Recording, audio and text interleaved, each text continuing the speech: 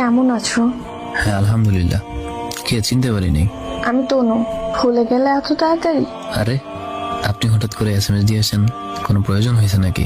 না, এমনি মেসেজ দিলাম। ও আচ্ছা, ভালো। তো হঠাৎ জামাই রেখে এক্স বয়ফ্রেন্ডের SMS দেওয়ার কারণ? আসলে আমাদের বিয়েটা ভেঙে যায় বিয়ের 2 মাস পর। আমার হাজবেন্ডের আগে একটা ওয়াইফ ছিল, সে সেটা লুকাইছে আমার কাছে। ভালোই। তুমি আমাকে একটু মানসিকভাবে সাহায্য করো আশিক।